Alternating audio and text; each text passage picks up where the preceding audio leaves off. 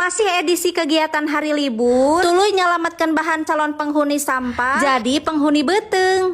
Tah kitu ari sasapu teh kudu jeung kolongna. Wayahna hoream-hoream oge da kudu bersih. Ning tuh ari dikeduk mah bebenangan tah. Urang hilikeun cenah majar teh. Mending keneh jadi kameramen cenah daripada sasapu mah. Heueuh nya hempek we atuh kadinya cekeng teh. Asasing bener we kumura kamerana. Samemeh mula sara eusi beteng. Hayu urang sasapu heula ayeuna mah besti. Ning tuh da biasa we si Bunit mah ari manggih jarum teh dikaitkeun heula kana tiung. Hayu lanjutkeun deui sesebretna. Meungpeung aya tripod anu bisa leuleumpangan sorangan ayeuna mah. Ning tuh si Pangais keur ngagerohan beas. Sok sing bersih cu. Alhamdulillah besti ari poe libur maning ye bisa naralang pagawean saeutik-eutik. Tapi nu penting namah lain tentang kabantuan jeung henteu sabab ti kamari ge pagawean mah bisa beres ku sorangan. Tapi ieu mah tujuanana keur ngadidik sangkan bisa jeung terbiasa. Da anger budak awewe mah sakumaha luhur ge sakola. Keukeuh kudu bisa beberes jeung migawe pagawean rumah tangga. Jadi lain ku hayang kabantuan-kabantuan teuing. Anggap we ieu teh latihan jadi wanita anu serba bisa. Meungpeung ararimut keneh masih keneh babari dibentukna. Da ari geus amit-amit masuk hararese geuningan. Tah siga si Bunit sasapuna geus beres lanjut we urang nerekel heula ka Kanang Japati. Harap maklumnya besti eta kameramena kaciri. Tuh torojol we nepi di Kanang Japati. Samemeh muihkeun bubututan urang alaan heula nu arasakna. Alhamdulillah besti ararasak tuh kabeh. Heueuh da apan halodo wae geuningan ayeuna mah. Geus dijahitan kabeh mah biasa we titipkeun dina kenteng. Bubututan geus dititipkeun. Tah ayeuna mah karigo loncorkeun cai anu sebening kristalna. Ari niatna mah ieu teh rek mantuan cenah besti bebenyit teh. Tapi naha geuningan ari geus nyabak cai mah beda deui. Kalah kot ngobe ning tu besti aya budah di ome aya karinyang bubututan kalah ditumpakan. Heueuh da bebenyit atuh meureunnan besti ngaranna. Singkat cerita bubututan geus beres hayu we urang tinggalkeun turun ka handap. Bari biasa we ning ya disampakeun pemandangan anu matak sareuk kana panon. Tah untungna teh sangu geus asa. Tuh bari ngagolakeun baso sesa ieu teh besti katunah tinih dina kulkas karek kapanggih ayeuna. Ning tuh teu lila geus asak we. Lanjut urang mesek wortel hiji-hijina ieu teh. Tuh pulang dipesek tuluy we disiksikan. Tah ditambahan we ku engkol sesa sajenil deui. Pokona mah edisi susah sesa we ieu mah besti. Daripada dipiceun mah ka balong mending urang salametkeun piceun kana beuteung. Lanjut we urang sorodotkeun perbawanganana. Ulah galeh gajelengkeun si wortelna. Ulah galeh deui. Tuluy we borolokeun kabeh eta si engkolna. Curucudan cai saeutik bisihana angeun. Lanjut deui ecagkeun si basona. Tuluy gajelengkeun serpihan cabena. Ulah poho dibumbu sedapan. Pecinan deui. Tuluy we make ladaku ngarah seungit.